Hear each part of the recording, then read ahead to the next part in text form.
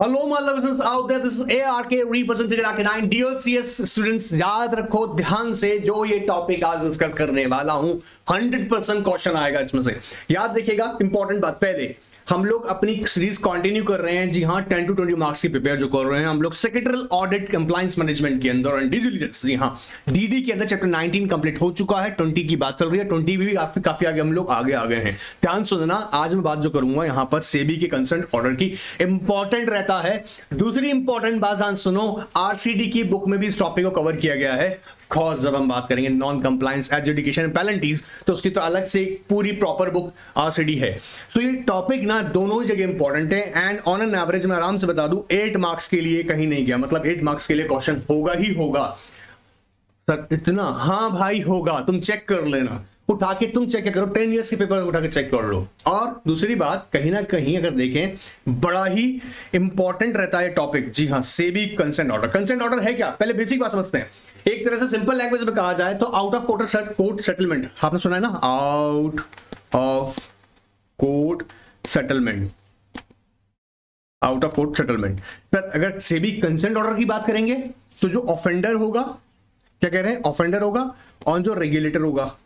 अब यहां रेगुलेटर कौन हो गया हमारे लिए इस टॉपिक में, सेबी। ऑफेंडर कौन हो गया, जिसने क्या किया हुआ है, सेबी लॉस के, रूल्स के, रेगुलेशंस के वायलेशन किए। ध्यान सुनते जाओ यार, सीधी टेक्निकल बात पकड़ाऊंगा, ज्यादा घुमाऊंगा फराऊंगा नहीं, इसलिए पूरी पॉइंट पर आना। सुनो ध्यान सुनो, ऑफेंडर कौन होगा, जिसने वायलेशन किया किसका, सेबी एक्ट का किया है, सेबी के रूल्स की वायलेशन की है, सेबी के रेगुलेशंस की वायलेशन करी है, या सेबी के डायरेक्शंस की, क्या कह रहे हैं, सेबी के डायरेक्शंस की वायलेशन करी है, वो कौन हो गया, ऑफेंडर। ऑलराइट सर, और सेबी तो हम जानते हैं भाई, जो सिक्योरिटीज मार्केट का रेगुलेटर है, प्रोटेक्ट करता है इंटरेस्ट ऑफ इन्वेस्टर्स। सारी एग्जीक्यूटिव वाली बातें क्यों बता रहे हो, अरे भाई इस बुक के अंदर जब बात करेंगे ना, बेसिक्स अच्छे होने चाहिए आपके। ऑलराइट, तो ये बात तो हमको क्लियर है। अब ये क्या कह रहा है, कंसेंट ऑर्डर। अब देखो ध्यान सुनना, एक इंपॉर्टेंट बात, उन स्टूडेंट्स को आंसर कर रहा हूं जिन्होंने हमारी टेस्ट सीरीज ज्वाइन की हुई है, क्लासेस वगैरह नहीं ली हुई है, या सेल्फ स्टडी कर रहे हैं। कई जगह एग्जामिन की आपका कॉपी, आप लोग पुराना वाला कॉन्सेप्ट लिख रहे हैं कंसर्न ऑर्डर का, आपकी मॉड्यूल में लेटेस्ट पुराना अमेंडमेंट सब लिखा हुआ है। तो अभी मैं अमेंडमेंट वाला ही बोल रहा हूं। अमेंडमेंट का मतलब यहां पर ये नहीं जो अभी कोई रिसेंट अमेंडमेंट है, पहले अमेंडमेंट आ गया है, बट हो सकता है आप लोगों ने नहीं देखा है। सो अब इस वाली क्लास में ध्यान से उसकी सीख लेना। देखो अगर हम बात करेंगे, और मैं आपको पहले ही कह दूं कि आपको कहीं उधर उधर घूमने का जरूरत नहीं है। देखो आप लोगों ने मॉड्यूल में पढ़ा होगा ये, ठीक है, consent order under SEBI law. यहां जो बेसिकली बताया हुआ है ना साइलेंट फीचर्स, ये ऑलमोस्ट इन्होंने इसके अंदर चेंजेस आ गए। अब वो चेंजेस की पूरी कहानी तो नहीं बता रहा, लेकिन छोटा सा सुनना। सुप्रीम कोर्ट के रिटायर्ड जज की एक कमेटी बनाई गई, जिन्होंने ना सेटलमेंट प्रोसीडिंग्स को लेकर, क्या सेटलमेंट प्रोसीडिंग्स, मैं जल्दी फटाफट सुनते जाना बेटा, अरे तू तो चल जा भाई ढंग से। Settlement, what nonsense is this? Yeah, settlement proceedings, settlement proceedings। हाँ सुनते जाओ, सेटलमेंट प्रोसीडिंग्स को लेके उन्होंने उस कमेटी में, जी हाँ, जो कि सुप्रीम कोर्ट के रिटायर्ड जज की, उन्होंने इसको एग्जामिन किया और अपनी रिकमेंडेशन दी। क्या देखा, जो सेटलमेंट प्रोसीडिंग्स हैं उसके अंदर, ध्यान सुनिएगा, पहले ना सबसे पहली बात है जो इंपॉर्टेंट सीखते हैं हम लोग बात, SEBI depository act, depository act and security contract regulation act, इससे रिलेटेड जो लॉज, रूल्स एंड रेगुलेशंस थे, उन्हीं की वायलेशन से रिलेटेड मैटर्स पे सेबी क्या कर सकता था, सेटलमेंट कर सकता था। अब सेटलमेंट का मीनिंग आपने बेसिक बात समझ लिया ना, कि आउट ऑफ कोर्ट सेटलमेंट है, जहां पर बेसिकली क्या होगा, ध्यान सुनते जाओ, क्या होगा कि सेबी ऑफेंडर को बुलाएगा, ठीक है, उसको नोटिस देगा, ऑफेंडर को बुलाएगा, फिर भाई सेबी की कमेटी है वो देखेगी, सारी एस्पेक्ट्स कंसीडर करेगी, ठीक है। तो कहीं ना कहीं जो सबसे इंपॉर्टेंट चीज जो बताना चाह रहा हूं, क्या कह रहा हूं, जो सेटलमेंट, जो प्रोसीडिंग्स, नए रूल्स रेगुलेशंस बनाए गए, वो जैसे कि अब सिंपल सा बात है, अगर आपका मन है तो आप जाके पढ़ सकते हो थॉरोली, अगर पढ़ना चाहो कि कैसे क्या कहानी शुरू हुई थी, आई सजेस्ट पढ़ना चाहिए। बट क्योंकि अभी मेरा मेन टारगेट ये है कि मैं आपको पहले पॉइंट पे लेकर आऊं, टेक्निकल पॉइंट्स पे जो आपके एग्जाम के लिए खास है, ठीक है। सो सुनो ध्यान से, सेटलमेंट प्रोसीडिंग्स को में चेंजेस करने के लिए, जैसे मैंने कहा कि पहले पुराने वाले में सेटलमेंट कौन से मैटर्स को हो सकता था जो बेसिकली सेबी एक्ट में, डिपॉजिटरीज एक्ट के अंदर या SCRA security contract regulation act की कोई पर्टिकुलर प्रोविजंस की वायलेशन थी, तो वहां सेबी के पास ऑफकोर्स पावर थी कि भैया वो सेटलमेंट कर सकती थी। इसका थोड़ा सा ना एम्बिट इन्होंने और बढ़ाया और ये कहा कि अगर कोई एनी अदर लॉ, ध्यान से सुनना, एनी अदर लॉ, जिन लॉज का कोई ना कोई रिलेशन यहां सेबी एक्ट, डिपॉजिटरी एक्ट या SCR एक्ट से लेना देना भी हो रहा है। अब वो कैसे होगा, बेसिकली जैसे कोई एडमिनिस्ट्रेटिव फंक्शंस परफॉर्म कर रही है सेबी और उसी के जो लॉज हैं आप जानते हैं सेबी से है, SCRA है, डिपॉजिट एक्ट की वायलेशंस हैं, वो सेटलमेंट हो रहा है। लेकिन कुछ ऐसा भी है जहां पर अदर लॉज में कंपनीज एक्ट के कुछ प्रोविजंस हैं, ठीक है। अब जैसे ध्यान सुनना, एक लिस्टेड कंपनी है, अब जब वो वायलेशंस की बात कर रहे हैं कि अगर मान लीजिए उसने सिक्योरिटी कॉन्ट्रैक्ट रेगुलेशन एक्ट के, डिपॉजिटरी एक्ट के, या मान लीजिएगा फॉर एग्जांपल सेबी एक्ट के वायलेशंस किए हैं, तो ऑफ कोर्स हम जान रहे हैं कि वो कहीं ना कहीं फॉल कंपनीज एक्ट में भी हो रही है। तो पहला जो एक इंपॉर्टेंट चीज बताना चाह रहा हूं, ये कहा सेबी को कि सेबी भाई अगर ऐसा होता है ना, वायलेशंस होती हैं और सेटलमेंट अगर किया जा रहा है, तो तुम्हारे पास ये पावर है कि अगर कोई प्रोविजन सेबी एक्ट का वायलेट हो रहा है, ठीक है, और वो किसी एनी अदर लॉ में भी है, तो भाई तुम्हारे पास उसके लिए भी पावर है कि तुम इसे सेटल कर सकते हो।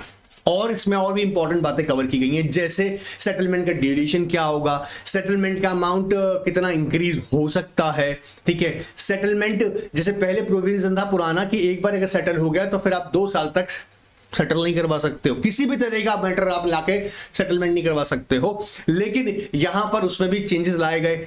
सो ये चेंजेस इंपॉर्टेंट है, तो again I am telling you, इन्हें पढ़ना है, ठीक है। आओ सीखेंगे अब और याद करेंगे। I promise to you, session को देखते देखते तुम्हें याद होगा। तो पहले ना सुनो, घबराना नहीं कि आप लोग सोचो कि सर ये सेटलमेंट ऑर्डर यहां लिखा था, बुक में बता दूं आप लोगों का मॉड्यूल के अंदर पेज नंबर 496, जी हाँ 496, अच्छे शक्ल देख लो उसकी 496, ठीक है, जहां स्टार्ट किया हुआ topic consent order under SEBI law. यहां नहीं, पहले हमको क्या पढ़ना है, जो ये नया रेगुलेशन है किसका, सेबी। और ये नया का मतलब अभी कुछ नहीं आया है, मतलब ये भी गलत फहमी मत फैला देना कि अभी अभी लेटेस्ट अमेंडमेंट आ गया है, अभी नहीं है, पुराना है, ठीक है। लेकिन जो बच्चों का आंसर में गलती आ रहा है उनको टोक रहा हूं ये बात। कौन सा है उनके लिए, सेबी सेटलमेंट प्रोसीडिंग्स रेगुलेशन 2018, जो यहां पे देखो, high level committee under chairmanship of retired justice of AR Dave, supreme court of India, examine SEBI settlement of administrative and civil proceedings regulation 2014। उसमें कई सारे, जैसे मैंने कहा ना, मतलब वो स्मूथ नहीं था इतना, उसको चेंजेस किया गया। अब वो चेंजेस क्या है उस पर आ रहा हूं सीधा बात करने। लो ध्यान सुनना, पहला अमेंडमेंट पकड़ो, अमेंडमेंट नहीं बोल रहा हूँ, हम टेलिंग यू कि वो नया चेंजेस जो था उसके अंदर। Definition of securities law and specified proceedings, क्या कह रहे हैं, डेफिनेशन ऑफ स्पेसिफाइड लॉज। अब देखो यहां पे ही पहली बार समझा रहा हूं, ध्यान सुनना, क्या था, देखो ध्यान सुनना, securities and specified proceedings under old settlement regulation, the settlement of offence was limited to SEBI act, SCRA, deposit act. क्या बताए थे अभी, सेटलमेंट प्रोसीडिंग्स आप या तो सेबी एक्ट से रिलेटेड हो सकती थी, उनकी अगर वायलेशन है तो, डिपॉजिट एक्ट की अगर वायलेशन है तो, SCRA के अंदर वायलेशन है तो वही सेटलमेंट में जाती थी। फिर इसके अंदर जो नया सेटलमेंट प्रोसीडिंग्स रेगुलेशन 2018 इंट्रोड्यूस किया गया, उसमें क्या कहा, under new settlement regulation SEBI is now empowered to settle matters with respect to provision pertaining to any other law which are administered by SEBI including specific provision of companies act 2013। याद आ रहा है, जब सेबी अपने कोई administrative power of course function perform कर रही है और वो पर्टिकुलर फंक्शन जो सेबी एक्ट में लिखे हुए हैं वो किसी अदर लॉ में भी फॉल हो रहा है, जैसे अभी मैंने एग्जांपल दिया आपको, क्या, कंपनीज एक्ट के अंदर। सो अगेन याद रखिएगा, उन मैटर्स को भी सेटल कर सकती है। तो सिर्फ ये लिमिटेड कहां तक नहीं है, सेबी एक्ट तक, डिपॉजिटरी एक्ट तक, या फिर SCRA। याद रहेगा पहला बात, ठीक है सर। दूसरा, समझ समझ के याद करना, रट्टा मत मारना इनका। Limitation period for filing settlement application, भाई आपको कहा जा रहा है 60 डेज के अंदर अंदर सेटलमेंट के लिए एप्लीकेशन फाइल कर दो। ध्यान सुनना, सीधा कीवर्ड पे आ रहा हूं, applicant shall file settlement application within 60 डेज from the date of service of SCN, show cause notice. SCN का मतलब है शो कॉज नोटिस, वापस शो कॉज नोटिस, और supplementary show cause notice whichever is later. Sir supplementary क्या होता है, समझो, आपको शो कॉज नोटिस इशू कर दिया गया, शो कॉज नोटिस इशू करा, सप्लीमेंट्री कब आ गया कि सेबी की आंख खुली एकदम से, बोला नहीं नहीं ये फैक्ट्स और फाइंड किया हमने और उसके वापस हम बता रहे हैं। क्या समझो, शो कॉज नोटिस का मतलब है कि आप ना पार्टी को, जी ऑफेंडर को, ऑफेंडर तो नहीं बोलेंगे अभी हम, उसको बोलेंगे क्या जिसपे एलिगेशन लगाए, एक्यूज्ड को शो कॉज नोटिस भेजा गया कि आपने सेबी के, डिपॉजिटरी के या एससीआरए के इस प्रोविजन की वायलेशन करी है। अब आप बताइए कि आपके खिलाफ एक्शन क्यों ना लिया जाए, और ये नोटिस इश्यू करा। सप्लीमेंट्री का मतलब क्या है कि लेटर ऑन सेबी की फाइंडिंग्स से पता लगा कि नहीं नहीं सिर्फ इसी प्रोविजन की वायलेशन नहीं है, और प्रोविजंस की भी वायलेशंस हैं, तो एक और उसने नोटिस भेजा, उसको बोल रहे हैं हम लोग supplementary show cause notice whichever is later. तो कितने टाइम बोल रहे हैं, अगर आप चाहते हैं, जी हाँ आपको भरोसा है कि आपने गलती हो गई है, आपसे वायलेशन हो गया, तो यहां पर एक वर्ड पहले बता दूं, एनी पर्सन वर्ड यूज कर रहे हैं हम लोग, because person who is associated with the securities market, any person, ठीक है, वो क्या चाहता है, सेटलमेंट।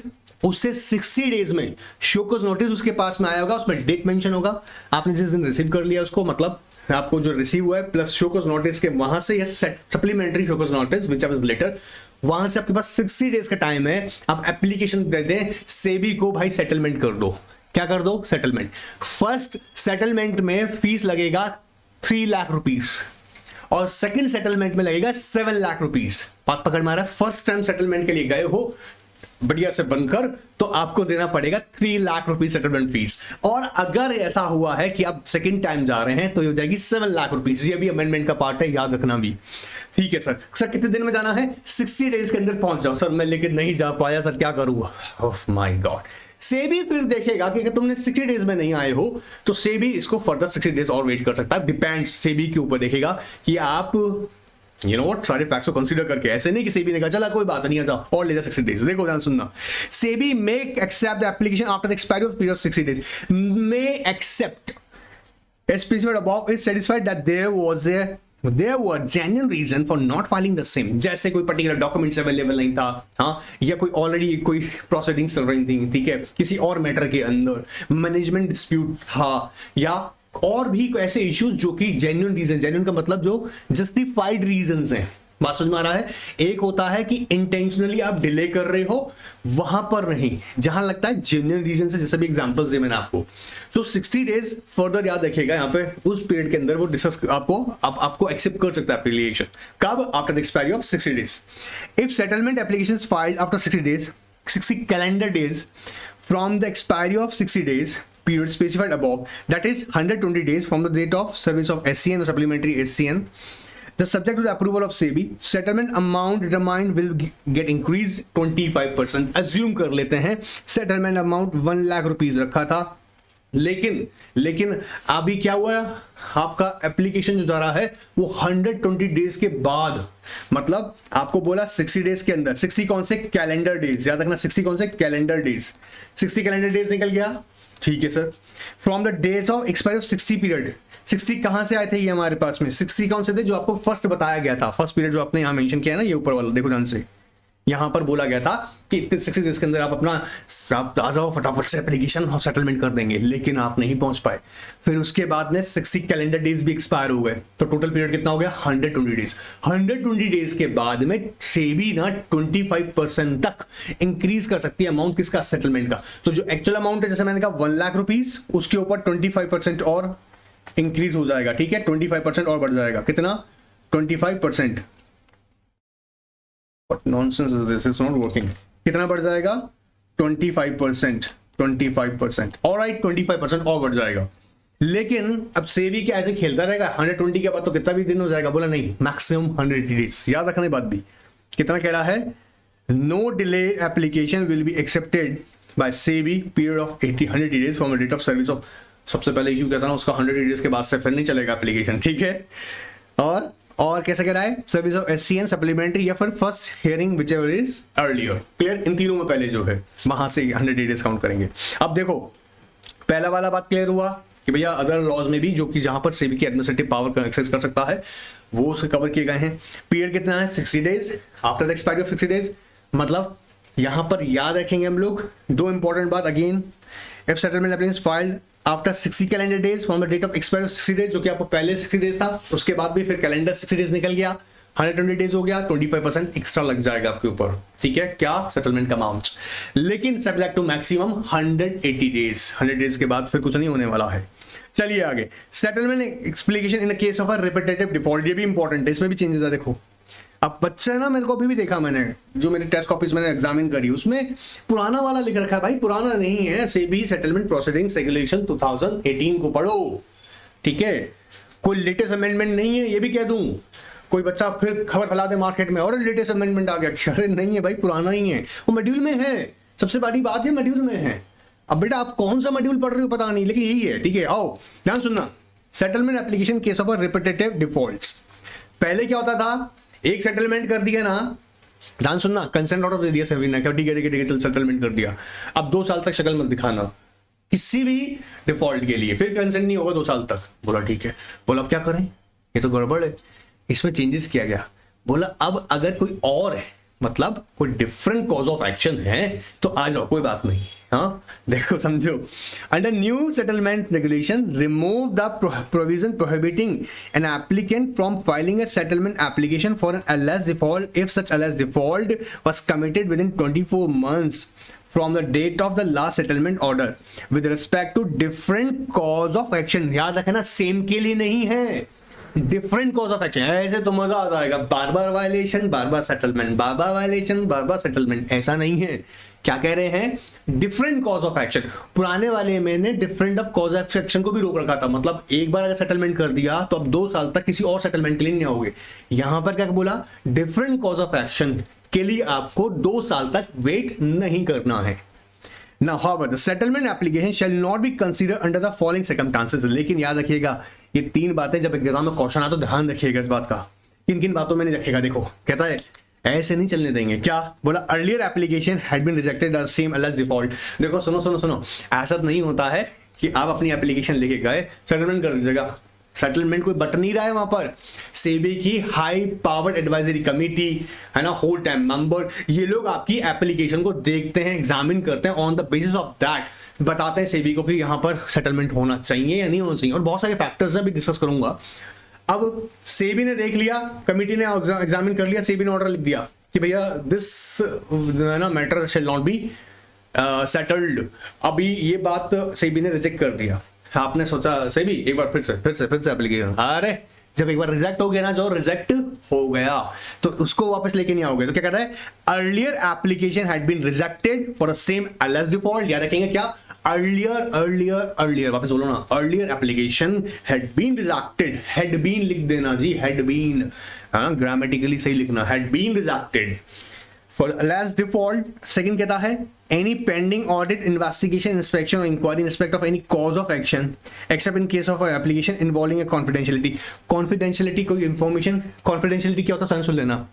जैसे मान लो कोई वायलेशन था, ठीक है ध्यान सुनना, कोई पर्टिकुलर सेबी के एक्ट का ही मान लेते हैं वायलेशन था, उसमें एक पर्सन इन्वॉल्व था, उस पर्सन ने कहा सेबी को एप्लीकेशन दिया कि sir I am ready to give you all confidential information और documents respect of such violation, but sir please keep my name confidential, आप किसी को मेरा नाम ना बताएं।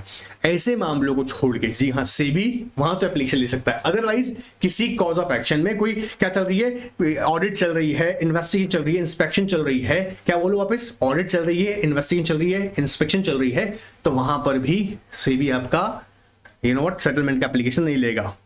And if moneys are due, moneys क्या है, ड्यू है, moneys due under an order issue under security law for liable for recovery, पता लगा रिकवरी तो हो ही नहीं है, सही भी ऑर्डर दिया भैया रिकवरी का ऑर्डर है और रिकवरी अभी पेंडिंग है, सेटलमेंट का अमाउंट ही ले रहा था वही पेंडिंग है, ठीक है पहले वाला पेंडिंग है, दूसरी तुम लेकर फिर एप्लीकेशन आ गए डिफरेंट कॉज ऑफ एक्शन के ऊपर, ऐसे नहीं चलेगा।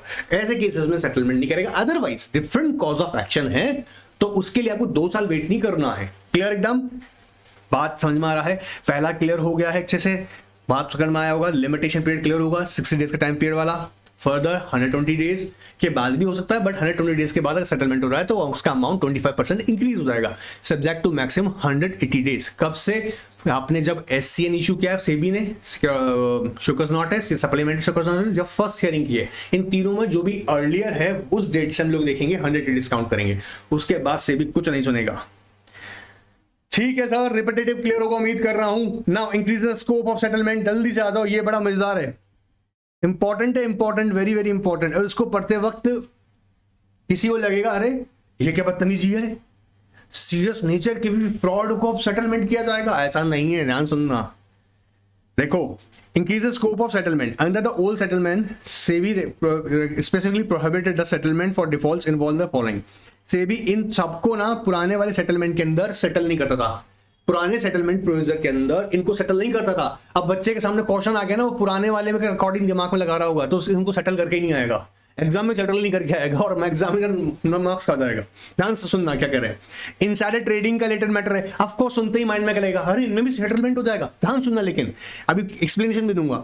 इनसाइडर ट्रेडिंग है, सीरियस केसेस ऑफ फ्रॉडुलेंस है, unfair practice including front running समझ में आ रहा है ना, मतलब कोई इंफॉर्मेशन मार्केट में आने वाला है उससे पहले आप उसका इस्तेमाल कर गए, इसका केस अभी डिस्कस किया अभी रिसेंट क्लासेस के अंदर ही। Provided that if applicant made good the losses due to the investors, if application may be considered.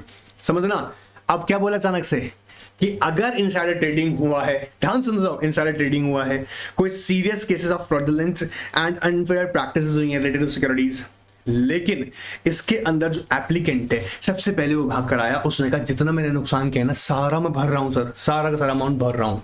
अब वो सारा अमाउंट अगर भर देता है फिर उसकी एप्लीकेशन जाएगी किसके पास में, सेबी के पास।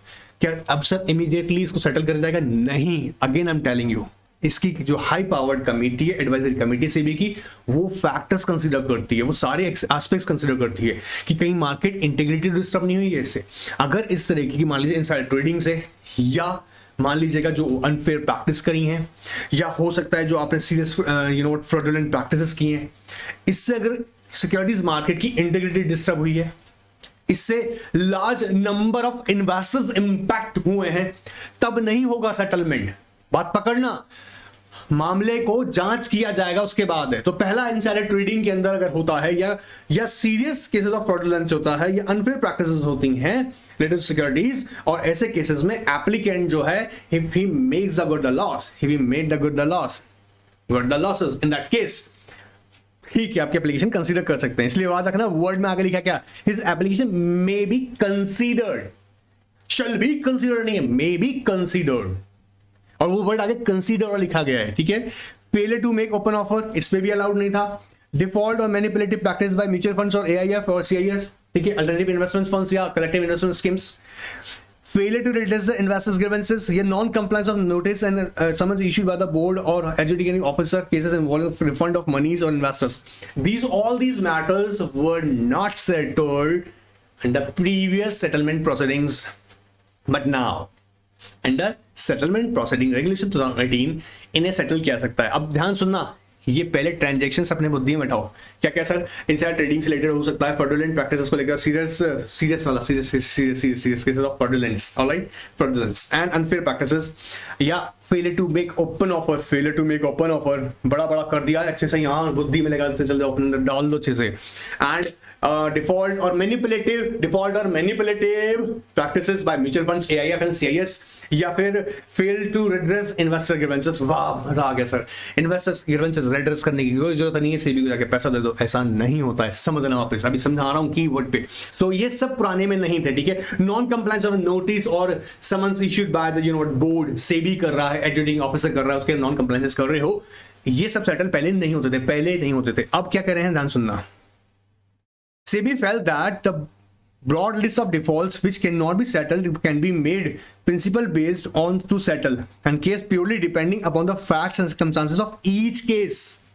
मतलब एक केस का जो केस सेटलमेंट किया है, मान लीजिए कोई भी मैटर था जो सेटल किया गया है, कैसे सेटल किया है, इनसाइडर ट्रेडिंग पे किया गया है मान लीजिए कोई, या failure to make open offer पे किया गया है, तो ये इस केस का सेटलमेंट दूसरे केस के लिए रेफरेंस नहीं बनेगा। बात समझ में आ रहा है, हर केस के फैक्ट्स एंड सर्कमस्टांसेस को सेपरेटली एग्जामिन किया जाएगा।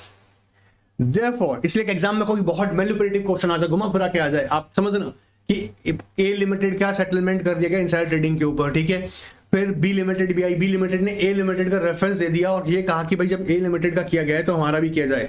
नहीं, ऐसा नहीं है भाई, इसके लिए यहां पर ये कहा गया है, इंपॉर्टेंट क्या है कि हर केस के फैक्ट्स एंड सर्कमस्टांसेस को कंसीडर करके ही सेटल किया जाएगा। Alright, now further, therefore under the new regime all defaults can be settled including defaults pertaining to prohibition insider trading or of course fraudulent unfair trade practices except important line बहुत ध्यान रखना alleged defaults which in the opinion of SEBI have market wide impact cost to loss to large number of investors affect the integrity of market.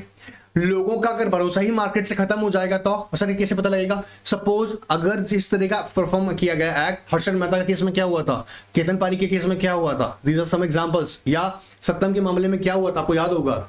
ये सारे incidents क्या बताते हैं कि लोगों का एक बार भरोसा मार्केट से खत्म हो जाता है कि यार हम जिस मार्केट में, सिक्योरिटीज मार्केट में ना पैसा इन्वेस्ट कर रहे हैं, इन्वेस्ट करने का फायदा ही नहीं है. क्यों? यहां कोई रेगुलेटर नहीं है, कोई भी हर्षद मेहता आता, केतन पारीक आता पैसा बनाता और चल देता है और हम लोग देखते रह जाते हैं.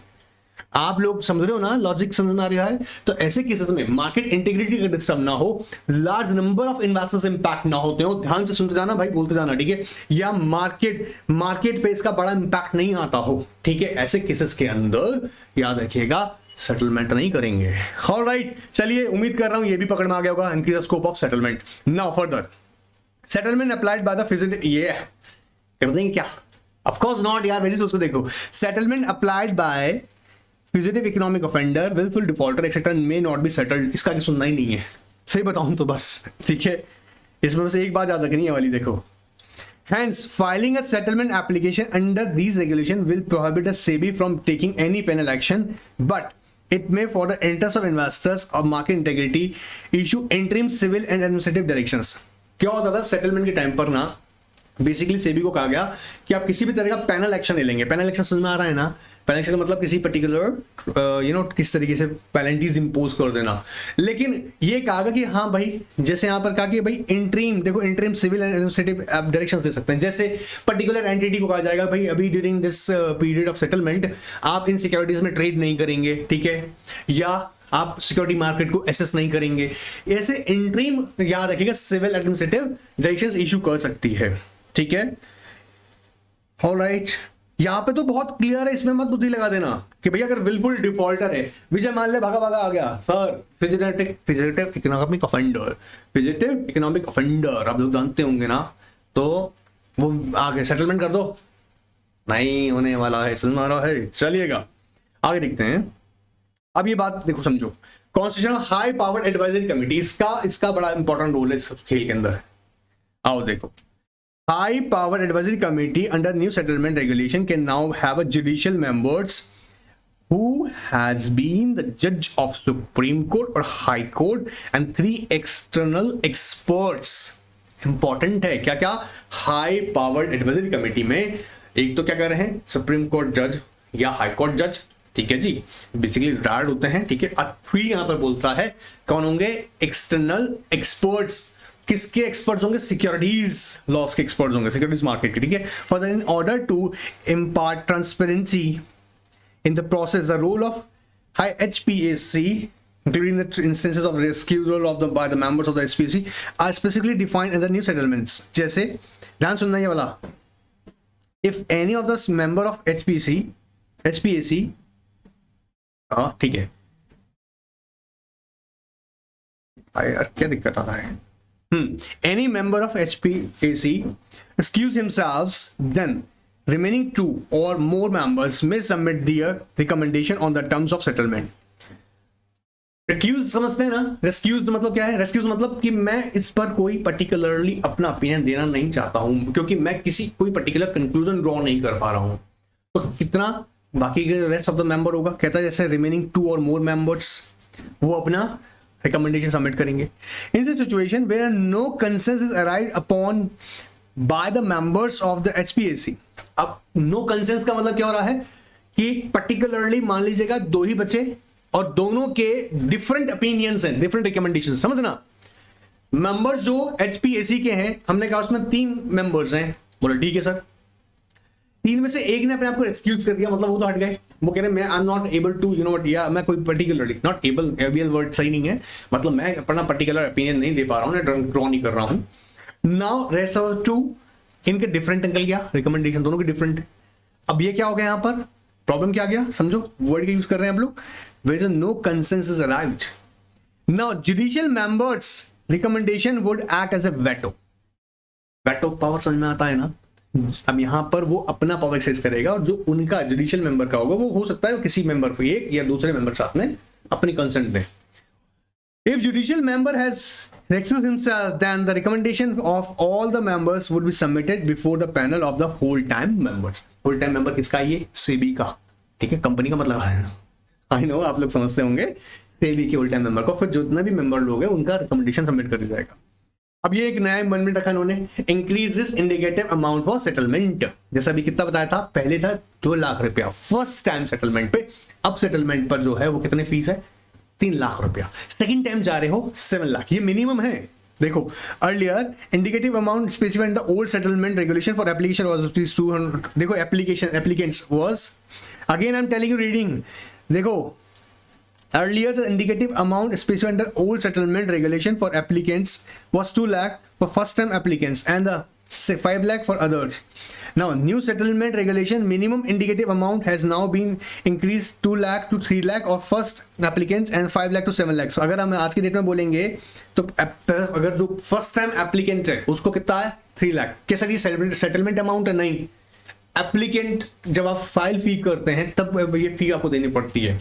मिनिमम इंडिकेटिव फीस है बेसिकली, मैं बता देता हूँ. ठीक है, settlement scheme in the past SEBI came up with a settlement scheme to settle the case wherein there is a large number of defaulters although the under the old scheme there was not no provision to. अब यहाँ पे नए वाले में क्या है? Large number defaulter. पहले क्या था? लार्ज नंबर डिफॉल्टर्स को ओल्ड जो रिजीम था उसमें नहीं अवेलेबल था सेटलमेंट. ओल्ड का जो ओल्ड रिजीम था, नए वाले में क्या है? लार्ज नंबर डिफॉल्टर्स हैं उसको भी सेटल कर सकती है. जब एक ज्यादा डिफॉल्टर्स होंगे, हम क्या बोल रहे हैं? Large number of defaulters.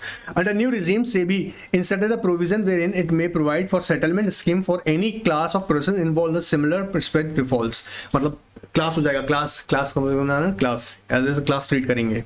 Settlement through the settlement of scheme is in a regularized manner would help the SEBI in speedy disposal of similar matters which in turn in a beneficial to the SEBI as well as investors. Similar cases में तभी कह रहे हैं, सबको उठा के मत रख देना. Now settlement with confidentiality important है, छोटा सा पॉइंट है ये टॉपिक, लेकिन है बड़ा मजेदार.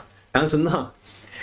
सेटलमेंट विद कॉन्फिडेंशियलिटी वायलेशन हो गया. मैंने बताया था, एक पर्सन आया, उसने कहा कि सर मेरे को पता है सर वायलेशन हुआ, सर मैं भी सर उसमें कहीं ना कहीं उसका हिस्सा हूँ और मेरे पास सारी इंफॉर्मेशन है, पर मेरे से आपसे प्रार्थना है कि सर प्लीज इसे डिस्क्लोज ना करें, नहीं तो मेरी जान ले लेंगे वो लोग जो दुश्मन है. आपको ध्यान होगा, आपने देखा होगा, अगर आप लोग देखे हैं web series of Harshad Mehta वाला, कि उन्हीं की टीम में से आप उनका एक फ्रेंड होता है. मैंने को बहुत अच्छे से याद नहीं है, बट प्रैक्टिकल जो मैंने केस स्टडीज पढ़ी उसके अकॉर्डिंग बता रहा हूँ. उनका एक फ्रेंड होता है जिसको जो बेसिकली सीबीआई को इन्फॉर्मेशन दे देता है. ठीक है, अब ऐसे में समझना कि एक इंसान जो बता रहा है कि सर क्या क्या कॉन्फिडेंशियल इंफॉर्मेशन है, डॉक्यूमेंट्स क्या है, मैं बता रहा हूँ आपको, सर इंफॉर्मेशन दे रहा हूँ, प्रोवाइडेड कि मेरा नाम डिस्क्लोज ना किया जाए. सेबी इन बात को कंसिडर करेगा और डिस्क्लोज नहीं करेगा. लेकिन अगर पता लगा वो खुद ऐसे होशियार आदमी है, वो खुद तो वायलेशन करेगा छुप छुप के, तो ऐसे केसेस में वो कॉन्फिडेंशियल नहीं रखा जाएगा नेम. बहुत इंटरेस्टिंग चीज है, ध्यान सुनने आप. कहता है settlement with confidentiality has been added to provide protection to any person that provides material assistance to the board. पहली बात क्या कह रहा है? प्रोटेक्शन किसको दे रहा है? उस पर्सन को जो क्या कर रहा है, आपको मटेरियल असिस्टेंस प्रोवाइड कर रहा है. In facts finding process and the proceedings, the application has to be made to the board prior to or pending investigation, inspection, inquiry or audit. ये नहीं सब काम मामला खत्म हो गया उसके बाद पहुंच गए हो, समझ में आ रहा है कि सर सुनो सर मैं आपकी हेल्प कर दूंगा, आप एलिगेशन तो लगा दिए सर, प्रूफ भी हो गया ना, कोई बात नहीं मैं आपकी मदद करता हूँ. अरे नहीं रे, कब करना है? प्रायर टू, पहले सब कुछ स्टार्ट होने से पहले. क्या? चाहे वो प्रोसेस इन्वेस्टिगेशन हो, इंस्पेक्शन हो या ऑडिट हो. इन्वेस्टिगेशन हो, ऑडिट हो या इंस्पेक्शन हो, ठीक है, इनसे पहले. Board would then decide on facts and circumstances of the case to accept or reject application seeking confidentiality. ये इंपॉर्टेंट है, देखो. Board would then decide on facts and circumstances of the case. Accept करना है या नहीं करना है देखेगा. आइडेंटिटी, अब बोर्ड कह रहा है मान लो ये सारी इंफॉर्मेशन तुम्हारे पास पहले से, तू क्या हमको बताएगा? तो क्या उसको कॉन्फिडेंशियल रखेंगे? Of course not.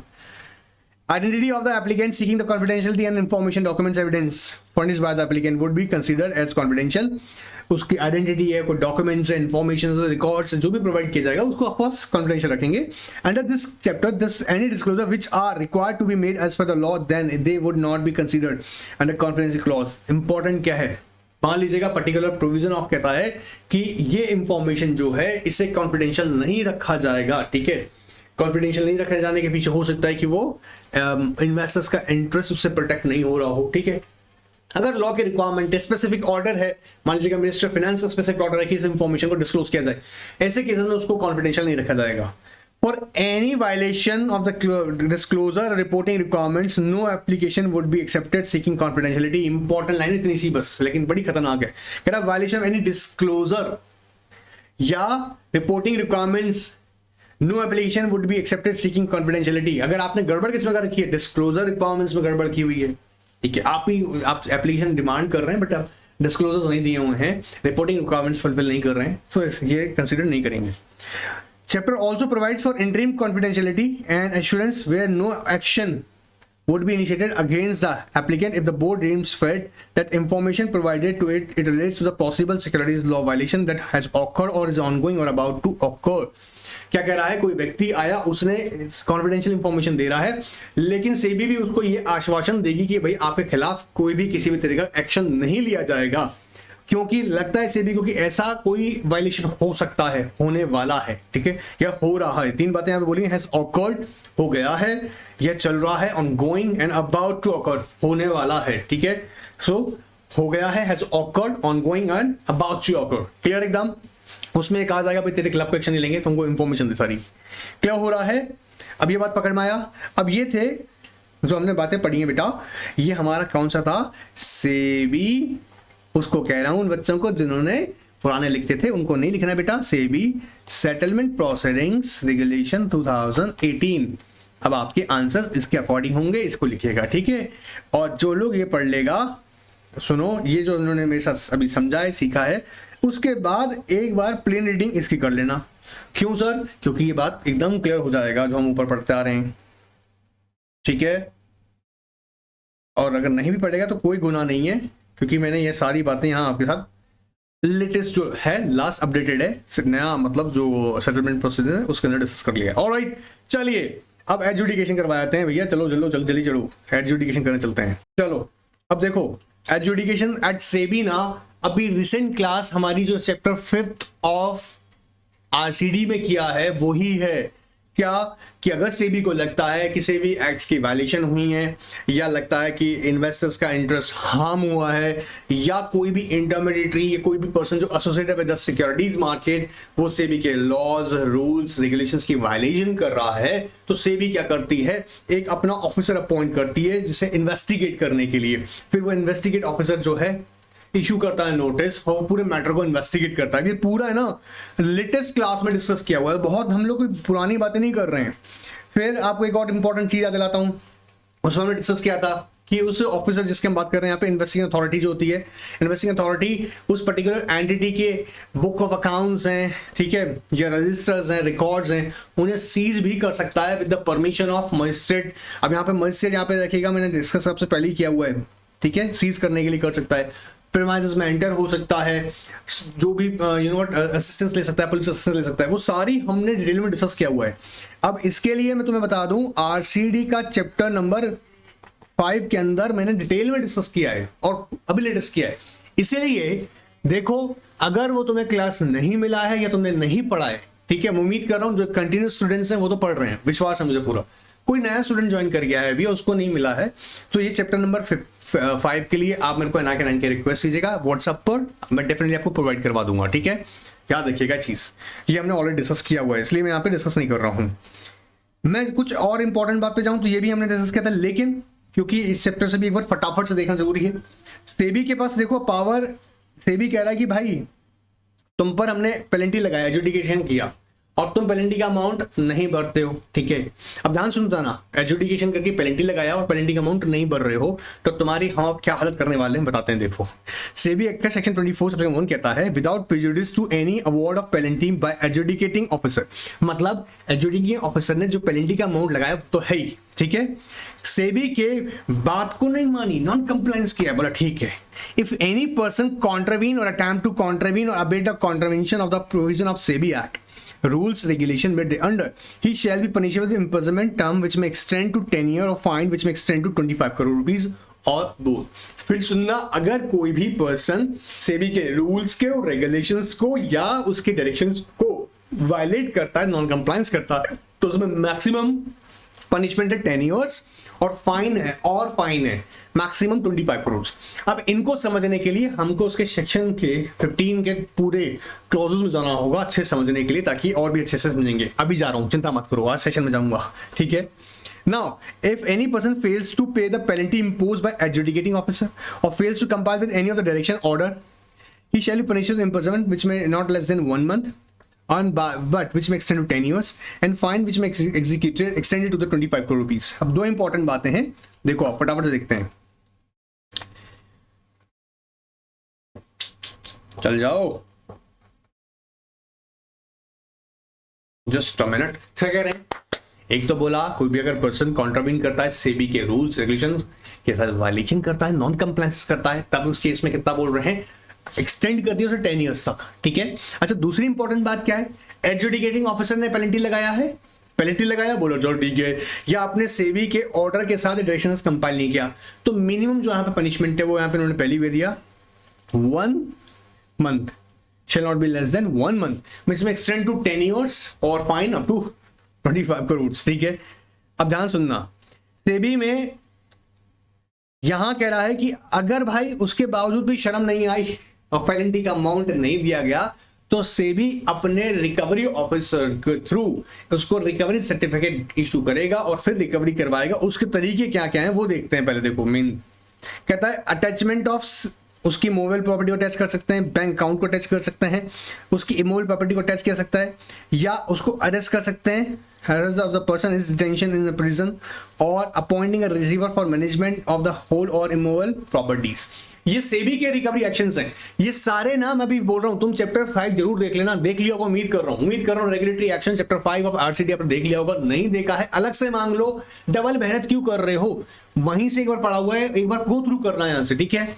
सेम फिर हमने ये कॉन्सेप्ट डिस्कस किया था सेक्शन 12A का, जहां पर बताया था कि सेबी साफ साफ कह रहा है कि भाई आप ये हरकतें नहीं करेंगे, क्या किसी भी तरीके की डिवाइस या एफएसएस ट्राई नहीं करेंगे ताकि सिक्योरिटी मार्केट डिस्टर्ब हो, उसकी प्राइसेस में कोई आप किसी तरह का फेक ट्रेडिंग करके करें, या देखो any employ any device scheme और आर्टिफिस या engage in any act practice accounts of business. ये सब इसलिए कह रहा हूं बेटा क्योंकि हम लोग टाइम बचाएंगे ना, हम लोग और इंपॉर्टेंट एस्पेक्ट्स हैं इस चैप्टर में वो कवर करेंगे, जो ऑलरेडी अभी रिसेंट डिस्कस किया हुआ है वो यहाँ नहीं ले रहा हूँ, ठीक है। एक छोटी सी बात, कंपाउंडिंग की अगर बात करें, हमने ये भी सीखा हुआ है कि सेबी जिन यहाँ पर कंपाउंड के ऑर्डर की बात की जाएगी, कंपाउंड कौन करेगा यहाँ पे, सेट करेगा, या कोई भी जो स्पेशल कोर्ट ऑफ सेबी होंगी, स्पेशल कोर्ट्स फॉर सेबी। अब सेबी के लिए कोई स्पेशल कोर्ट का मतलब ये नहीं है कि मैं कोई अलग से बनाने की कोर्ट बात कर रहा हूँ, पर्टिकुलर कोर्ट में ही स्पेसिफिक एक विंग होता है, स्पेसिफिक डिवीजन होती है जो सेबी से रिलेटेड मैटर्स पे कंपाउंडिंग प्रोवाइड करेगी कोर्ट। तो अगर कोई मामला कोर्ट में चल रहा है तो वो कंपाउंड करेगा या फिर सेट करेगा सिक्योरिटी अपीलेट ट्रिब्यूनल, ये सीधा सा बात है। Grant of immunity, central government immunity grant कर सकता है, ये भी बड़ी इंटरेस्टिंग चीज है, इसके लिए ये पूरा पैराग्राफ ध्यान से समझना है हमको। देखो ग्रांट का मतलब, इम्यूनिटी का मतलब क्या, वायलेशन हो गया, ठीक है, ठीक है, सेबी सेंट्रल गवर्नमेंट मतलब यहाँ पे किसकी बात कर रहा हूँ, सेंट्रल गवर्नमेंट की ministry of finance. Minister of finance का मतलब यहाँ पे ये नहीं कह रहा निर्मला सीतारमण जी जाएंगी और इम्यूनिटी ग्रांट करने, कंसर्न डिपार्टमेंट्स होते हैं ऑफकोर्स, ऐसे वो कंसीडर करेंगे। देखो section 24B of SEBI act 1982, central government may grant immunity to any person who is alleged to have violated any of the provision of the act, rules, regulations। अब देखो यहाँ पे क्या बोल रहा है, who is alleged, ठीक है, had made a full and true disclosure in respect of the alleged violation, grant to such person subject to such conditions as they think fit to impose immunity from the prosecution for any offense। कि ठीक है भाई तेरे पे prosecution मतलब तेरे पे criminal liability impose नहीं कर रहे हैं, ठीक है। अच्छा कहां से राइज होगी वो, कैसे हुई होगी, एक्ट में लिखा हुआ है, रूल्स में रेगुलेशंस में लिखा हुआ है कि भाई इस पे प्रोसिक्यूशन चलाई जाए, लेकिन यहां पर सेंट्रल गवर्नमेंट कंसीडर कर रहा है फैक्ट्स को और उसके बाद में इम्यूनिटी ग्रांट कर रहा है। शर्त क्या है, complete full and true disclosure दे। क्या कह रहे हैं, complete full and true disclosure दे, जो भी तेरे पे अलेज्ड वायलेशंस हुए हैं उन अलेज्ड वायलेशंस का फुल एंड ट्रू डिस्क्लोजर दे, ये पहली कंडीशन है। Now, amid under also from the imposition of any penalty under this act, respect to which the alleged violation, ये छोटी सी बात है लेकिन इंपॉर्टेंट है केस लॉस के लिए, ठीक है, कर सकते हैं। सेक्शन 24B बोल रहा है बात, ठीक है। फिर एकदम से आगे देखो इंपॉर्टेंट बात, the immunity could not be granted by central government in case where the proceedings for the prosecution for any such offence have been instituted before the date of receipt of application for grant of such immunity. Exam में question आती है, इस बात की बारीकी का ध्यान रखिएगा। क्या कह रहे हैं, अगर सेंट्रल गवर्नमेंट इम्यूनिटी ग्रांट करता फिर रहा है, अरे भाई रुक जा सेंट्रल गवर्नमेंट, क्या देख ले कि अगर किसी केस में प्रोसीडिंग्स जो हैं वो क्या हो सकती हैं, prosecution for such offence has been instituted before the date of receive of application, before the date of, central government को एप्लीकेशन आज मान लीजिएगा, एज्यूम करिए एक बार के लिए सेंट्रल गवर्नमेंट को रिज्यूम एप्लीकेशन रिसीव हुआ ऑन 5 जनवरी, और ये मैटर जो प्रोसिक्यूशन है, प्रोसिक्यूशन जो है मान लीजिएगा, अरे क्या चक्कर है यार, चलता नहीं ना सच में, आत्मा रो पड़ती है अंदर से। प्रोसिक्यूशन जो है इन द कोर्ट 1 जनवरी को कोर्ट में स्टार्ट हो गई है, प्रोसिक्यूशन स्टार्ट हो चुका है, ठीक है। अगेन हम telling you prosecution has been instituted, word use है इंस्टीट्यूटेड, ठीक है। अब यहां पर क्या ध्यान सुनना, सेंट्रल गवर्नमेंट इम्यूनिटी ग्रांट नहीं कर सकता, ठीक है। तो उसमें कोई रेमेडी है, ऑफ कोर्स अगर उसमें सेटलमेंट हो सकता है, अगर सेटलमेंट हो सकता है तो इसे कोर्ट में सेटलमेंट किया सकता है, प्रोवाइडेड अगेन हम टेलिंग यू कि वो प्रोविजन में अलाउड हो, सेटलमेंट अब मिलता हो, ठीक है, कि कोर्ट यहां सेटल कर सकता हो, मतलब प्रोविजन में प्रोवाइडेड हो। अब जब मजे की बात है, अगर सेंट्रल गवर्नमेंट अगर इम्यूनिटी ग्रांट कर सकता है उस मैटर पे जो अभी तक जिसपे प्रोसिक्यूशन स्टार्ट नहीं की गई है, लेकिन अगर उसमें प्रोसिक्यूशन स्टार्ट हो गया है पर एप्लीकेशन आपको बाद में रिसीव हुआ है तो वो तो उसमें इम्यूनिटी नहीं मिलेगा, प्रोवाइडेड मैं एक्स्ट्रा एक रेमेडी बता रहा हूं, उसका क्या हो सकता है, कोर्ट उसको सेटल कर सकता है, ये बात रखिएगा, लेकिन अब इम्यूनिटी ग्रांट नहीं हो सकती आपको। आइए कुछ एग्जीक्यूटिव की पुरानी बातें याद करते हैं, बड़ी इंपॉर्टेंट है ये भी।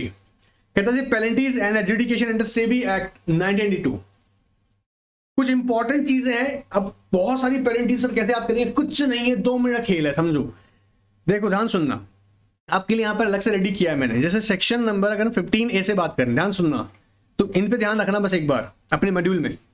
15A, ठीक है।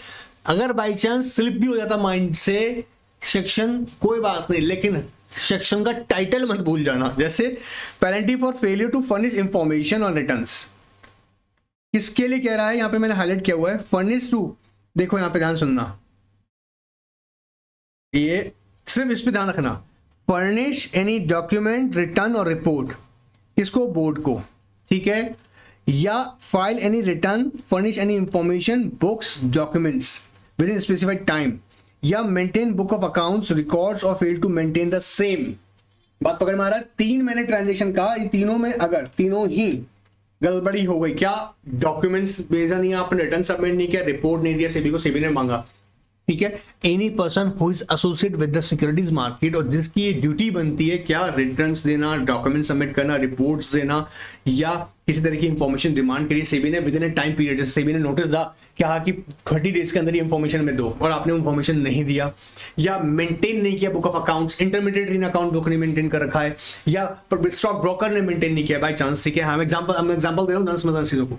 ऐसे में जो 15A के अंदर जो पेनल्टी है, क्या कह रहे हैं, पेनल्टी जो है वो कह रहा है 1 लाख रुपीस, कितना, ध्यान सुनना, minimum 1 lakh rupees, minimum 1 lakh rupees, minimum कितनी है, 1 lakh rupees, may extend to 1 lakh rupees each day and subject to maximum 1 crore.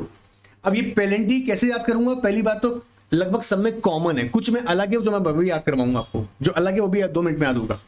आपको क्या करना है, इन ट्रांजेक्शंस पर ध्यान रखना है, जो एक्टिविटी हो रही है ना वो उस पर ध्यान रखना है। एक्टिविटी क्या है कि नॉन फाइलिंग या डिले इन फाइलिंग, क्या कर रहा है, आपने फाइल नहीं किया है, डॉक्यूमेंट्स फाइल नहीं किए, रिटर्न्स फाइल नहीं किए, रिकॉर्ड्स फाइल नहीं किए, मेंटेन नहीं किया है अपने बुक ऑफ अकाउंट्स या अदर रिकॉर्ड्स आपने मेंटेन नहीं किए हैं, है ना, या सेबी ने आपको एक नोटिस इशू किया, उस टाइम पीरियड के अंदर आपने उसको इंफॉर्मेशन प्रोवाइड नहीं करी, रिटर्न्स फाइल नहीं किए, तो मिनिमम कितना कह रहा है, 1 lakh subject to you know what, और कंटिन्यू कितना रहेगा, 1 लाख रुपीस पर डे, इस डे चलता रहेगा वो जब तक आप नहीं कर रहे हो, जब से डिफॉल्ट काउंट स्टार्ट हुआ तब से, जब तक आप नहीं किया है, सब्जेक्ट टू मैक्सिमम 1 करोड़। ऐसे ही अगर बात करता है कोई पर्सन, क्या, जिसको यहां पे बोला failure for by any person to enter into an agreement with the clients.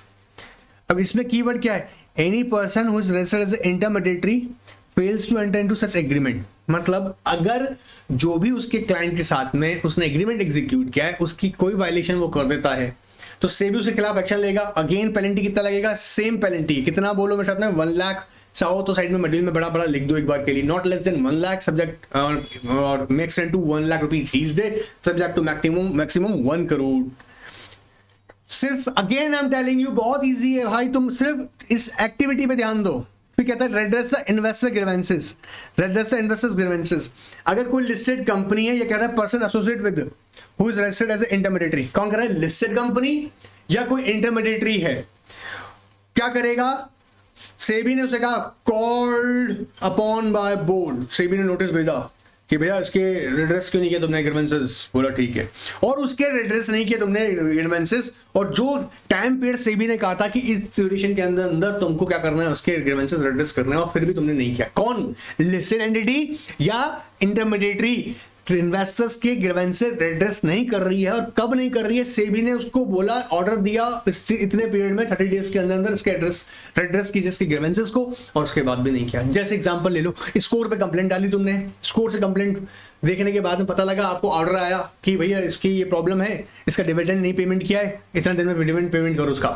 अब आपने कभी कंपनी है लिस्टेड कंपनी ने फिर भी पेमेंट नहीं किया, अब उसके खिलाफ क्या पेनल्टी बन जाएगा यहाँ पे, मिनिमम 1 लाख और फिर each day 1 lakh and subject to maximum 1 crore. Simple सा है, याद रहेगा। फर्दर इसलिए कह रहा हूं एक्टिविटी पे ध्यान दो, जो गड़बड़ हो रही है, जो वायलेशन हो रही है उस पर ध्यान दो।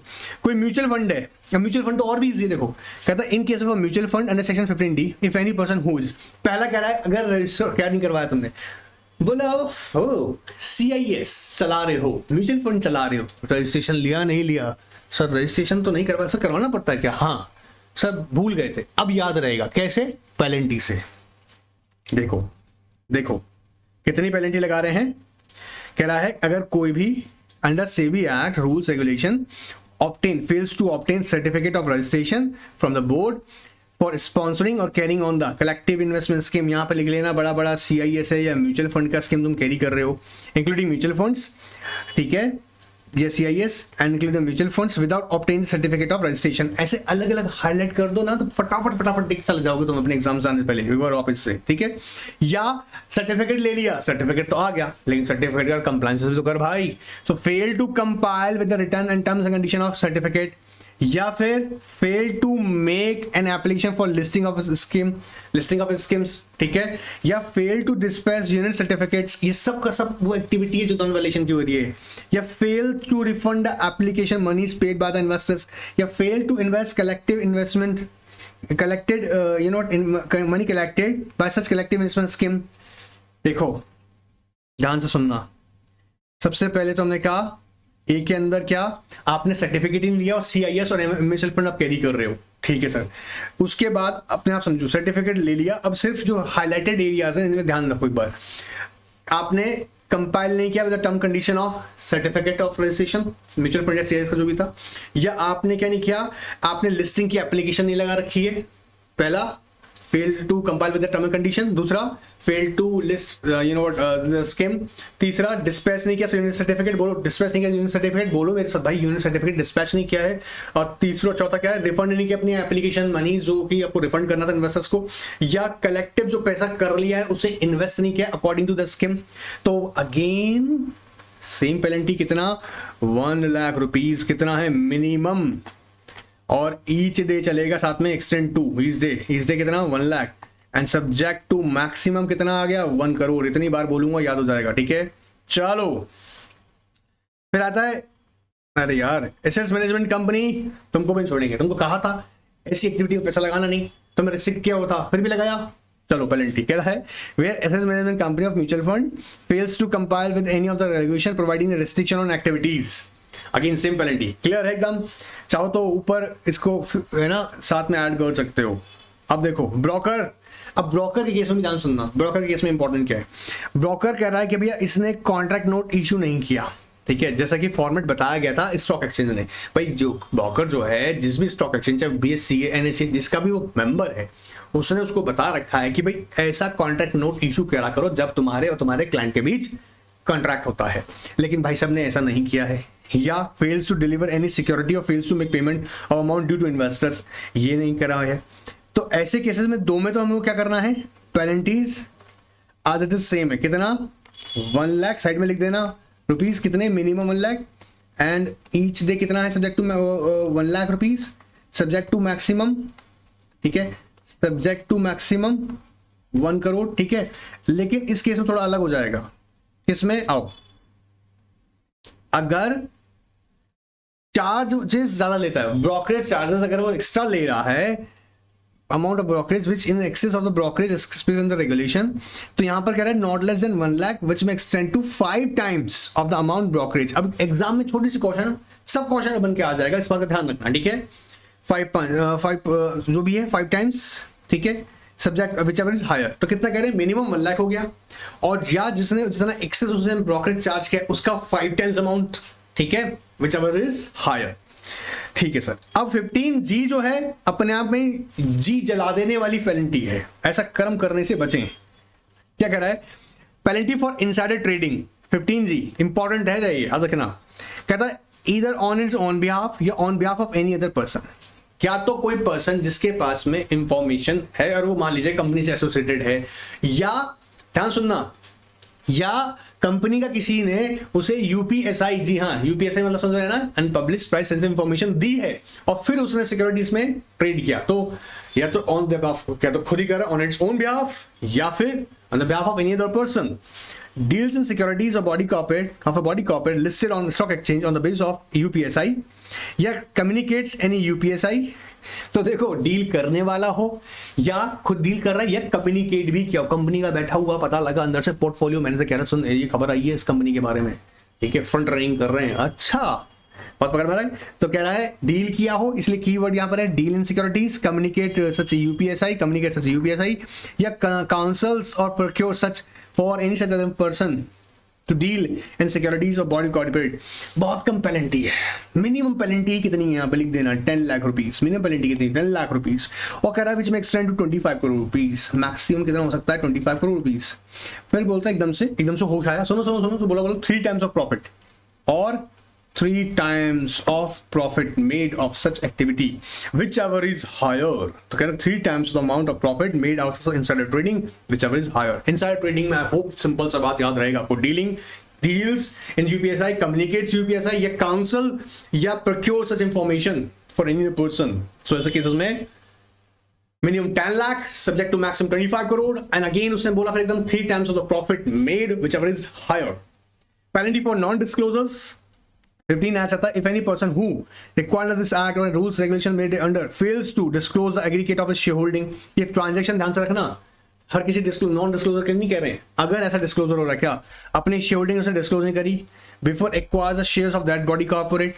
आपको याद है भी रिसेंट केस हुआ था जब अंबानी के ऊपर, जी हाँ धीरू भाई कह रहे हैं, धीरू तो नहीं रहे खैर, वो भी अनिल अंबानी, मुकेश अंबानी और नितिन, उनकी वाइफ का नाम क्या है, मुकेश अंबानी की वाइफ का नाम क्या है, स्लिप हो गया, क्या जो भी है आपको समझ में आ गया होगा, ठीक है ना।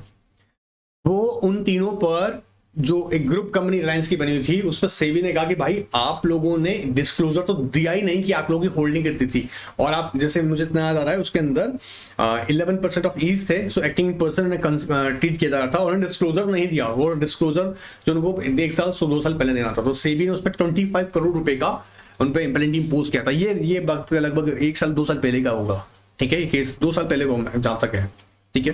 सो याद रखिएगा क्या कह रहा है कि कोई पर्सन अगर शेयर होल्ड कर रहा है और बिफोर एक्विजिशन अगर वो डिस्क्लोज ही नहीं कर रहा अपनी शेयर होल्डिंग, या कोई पब्लिक अनाउंसमेंट दिया ही नहीं, भाई साहब make a public announcement to acquire the shares at the minimum price, ये डिस्क्लोज नहीं किया, या क्या कह रहा है make a public offer of by sending the letter of offer to the share holders of the concern company, या make the payment of consideration of share holder who sold their shares pursuant to the letter offer। ऐसा केसेस में भी penalty जो है वो कितना है, मिनिमम 10 लाख विच में एक्सटेंड टू अगेन 25। अब दोनों को कॉम्बिनेशन बना देना 15G की और 15H की, याद रखना 15G इंसाइडर हो गया, 15H नॉन डिस्क्लोजर का तुम ध्यान से देखोगे कौन से हैं ये सारे एक्विजिशन से रिलेटेड टेक ओवर वाले, क्या हो रहा है। चलिए पेनल्टी फॉर फ्रॉड और अनफेयर ट्रेड प्रैक्टिसेस, इस पे कितना थोड़ा कम कर देते हैं, देखो कह रहा है any person indulges fraudulent and unfair practice relating to security, he shall be liable to penalty shall not be less than 5 lakh rupees, may extend to 25 crore rupees and 3 times of the amount. सिर्फ इसमें इतना याद रखना है हमको कि 5 लाख हो रहा है, ठीक है, मिनिमम में भी. Penalty for contravention, no separate penalty. अब कह रहा है कहीं पे अगर कोई स्पेसिफिकली किसी पर्टिकुलर प्रोविजन की पेनल्टी नहीं लिखा हुआ है, जैसे ध्यान सुनना कि आप है ना अपनी स्कीम को समझो, ध्यान सुनो, पहले नहीं थी ये बात कि जैसे मान लीजिएगा कंपनी है, लिस्टेड कंपनी है, वो अपने यू नो एडवर्टीजमेंट दे रही है, ठीक है, एडवर्टीजमेंट दे रही है न्यूज़पेपर में और किसी सेलिब्रिटी का इस्तेमाल कर रही है, जहां पर जैसे म्यूचुअल फंड्स में मना किया है कि सेलिब्रिटी से प्रमोट नहीं करवाएंगे, ठीक है, स्पेसिफिकली. या मान लीजिएगा ऐसा कहा गया कि आप किसी पॉलिटिशियन पार्टी को लेकर नहीं आएंगे और ऐसी पार्टी लेकर आ गया और स्पेसिफिक कोई पेनल्टी लिखा नहीं है. ऐसे केसेस में अगर कोई किसी पर्टिकुलर वायलेशन की, जी हाँ, सेबी के प्रोविजन की वायलेशन की कोई स्पेसिफिक पेनल्टी नहीं लिखी है तो बड़ी कम पेनल्टी लगा दी उन्होंने. बोला कोई बात नहीं, 1 lakh rupees, minimum 1 lakh rupees, which में एक्सटेंड टू 1 करोड़ रुपीज. बहुत पकड़ में आ रहा है. चलिए, पावर टू एडजुडिकेट, फटाफट आओ देखते हैं. Power to adjudicate, purpose of adjudication ध्यान समझेंगे. अब जो इतनी सारी पेनल्टीज हमने बताते आ रहे हैं 15A से शुरू करके हम लोग धीरे धीरे पहुंचे 15HB तक, भाई इनको एडजुडिकेशन जो किया जाएगा तभी तो पेनल्टी इंपोज होगी. तो इसके लिए एडजुडिकेटिंग ऑफिसर अपॉइंट किया जाता है. आओ देखते हैं क्या करने वाला है ये. For the purpose of adjudicating judging 15A 15H and HB तक, the board shall appoint officer not below the rank of division chief of adjudicating officer holding an inquiry in the prescribed manner after giving the any person of opportunity of being heard. Alright sir, अब क्या होगा? While holding the inquiry, adjudicating officer shall power to summon and enforce attendance of any person acquainted with the such facts and circumstances of the case to give the evidences to produce such document with the opinion of the adjudicating officer may be useful or relevant for the subject matter of the inquiry. If it is satisfied the person fails to comply with the provision of any of the provisions specified in subsection 1, he may pose the penalty as a thing of cause. 15H के अंदर सबसे पहले ये है, ये तभी कह रहा हूँ पहले वाला क्लास अगर तुम देख लोगे ना, regulatory action chapter number 5 of RCD, तो ये मेरी क्लास तुम्हारे लिए बहुत इजी है, बहुत इजी है. मेरी इस क्लास में तुम्हें मजा इसलिए आ जाएगा क्योंकि तुमने अगर वो पढ़ लिया है, ठीक है, और नहीं पढ़ा तो उसे पढ़ लो भाई, इंपॉर्टेंट है वो, ठीक है. और जरूरी नहीं है कि जो RCD वाला अटैम्प्ट नहीं कर रहे हैं उनको नहीं देखना, वो देख सकते हैं, उनके लिए इजी हो जाएगा. और द बोर्ड में कॉल फॉर एग्जामिन, इंपॉर्टेंट बात बताऊंगा, ध्यान सुनना. द बोर्ड में call for examine the record of any proceedings. अब मान लीजिएगा एडजुडिकेटिंग ऑफिसर पेनल्टी इंपोज कर रहा है, उसके लिए प्रोसीडिंग्स चल रही है, ठीक है. तो सेबी के पास पावर क्या है, सेबी कॉल कर सकता है फॉर एग्जामिन रिकॉर्ड चेक कर सकता है किसके प्रोसीडिंग्स के under this section. If it is considered that order passed by adjudicating officer is erroneous, उसे लगता है गलत तरह से पेनल्टी इंपोज कर दी है, सेबी के पास पावर है, बुलाएगा भाई रिकॉर्ड चेक करवाओ, जो तुमने पेनल्टी लगाई है एडजुडिकेटिंग ऑफिसर तुम्हारा, और जो ऑर्डर है कैसा erroneous है. To the extent it is not in the interest of the securities market, it may, after making or causing to be made such inquiry it deems necessary, pass an order enhancing the quantum of penalty if circumstances of the case so justify. Enhance कर देगी, बात समझ में आ रहा है, enhance कर सकती है. Again I am telling you, enhance. लगता है इनऑनेस था, कम लगाया पेनल्टी, लगना चाहिए था अच्छे से थोड़ा, ठीक है, फैक्ट्स को देखने के बाद में ना. अब देखो, provided that no such order shall be passed unless the person concerned has been reasonable opportunity of being heard. और एग्जाम में अगर क्वेश्चन आ जाए तो उस बात का ध्यान रखना, ये जो सेबी के पास पावर है इसको एक्सरसाइज करने का भी एक ड्यूरेशन है, कभी भी कर लेगी ऐसा नहीं है, 3 months का टाइम है. देखो, SEBI further provided that nothing contained in this subsection shall be applicable after expiry of period of 3 months from date of order passed by the adjudicating officer or disposal of the appeal under 15T whichever is earlier. याद रखना इस बात का मतलब, आप अगर increase भी करते हैं, मतलब सेविंग इंक्रीज भी करते हैं, तो काम उसके पास करने का वक्त कब तक का है, 3 months के अंदर, जब से एडजुडिकेटिंग ऑफिसर ने क्या किया था, पेनल्टी इंपोज किया तब से, ऑर्डर आया जब से उसका, या फिर अपील अंडर 15T के अंदर लगाइए, व्हिचएवर इज अर्लियर. ऑलराइट, अब factors to be taken to account by adjudicating officer. कौन कौन से फैक्टर्स यहाँ पर एडजुडिकेटिंग ऑफिसर कंसीडर करेगा. जी हाँ, पेनल्टी लगाने का मतलब ये नहीं कि लिखा कितना है, बोला 10 लाख लिखा है तो, या 10 लाख मिनिमम से हमने देखा 15G के अंदर, इनसाइड ट्रेडिंग के अंदर वायलेशन है तो 15G के अंदर हमने क्या देखा, सॉरी हाँ ऑफकोर्स G के अंदर कि मिनिमम 10 लाख है, subject to maximum 25 crore rupees. तो उठा के सीधे 25 करोड़ लगा देगा, नहीं, वो चेक क्या करेगा, 3 important factors. Amount of disproportionate gain और unfair advantage of whenever quantifiable. देखो इंपॉर्टेंट चीज क्या है, किसी ने मान लो 500 करोड़ रुपया कमा लिया, ठीक है, एंजॉय भी कर लिया, उसका अता पता भी नहीं है, अब ना रिकवर हो सकता है वो किसी भी तरीके से, अब मान लो, ठीक है, तो क्या पेनल्टी उस पर हम 5 करोड़ लगा के छाड़ दें? नहीं, प्रोसिक्यूशन कर सकते हैं ऑफकोर्स, उसके खिलाफ प्रोसिक्यूशन करके उसको मैटर आगे पेनल्टी की जगह प्रोसिक्यूशन स्टार्ट हो सकती है। लेकिन इंपॉर्टेंट चीज क्या है, सबसे पहले देखा जाएगा ना कि कितना उसने डिस्प्रपोर्शनेट गेन उसे हुआ है, ठीक है। ऐसे ही amount of loss cost to the investors और ग्रुप ऑफ इन्वेस्टर्स, कितने लोगों को नुकसान हुआ उससे, repetitive nature of the default. 3 important बातें हैं, याद रखना एग्जाम में अगर आ जाता है तो ये देखना, 3 factors which must be considered by the adjudicating officer before imposing the penalty. पहला डिस्प्रपोर्शनेट गेन है, मेरे साथ याद करो, disproportionate gain, amount of loss cost to the investors, and third is repetitive nature of default. याद रहेगा। For the removal of doubts, it is clarified that power of adjudicating officer to adjudge the quantum of penalty under 15A to 15E and the clause B, C of G, H or HA shall be and always be deemed to have been exercised under the provision of this section। मतलब वही करेगा, adjudicating officer ही penalty determine करेगा और calculate करके impose करेंगे, ठीक है। उम्मीद कर रहा हूं यहां तक में कोई डाउट नहीं होगा, ठीक है। अभी एक बार रुको फटाफट से और आगे हम देखेंगे फिर आगे का सेशन।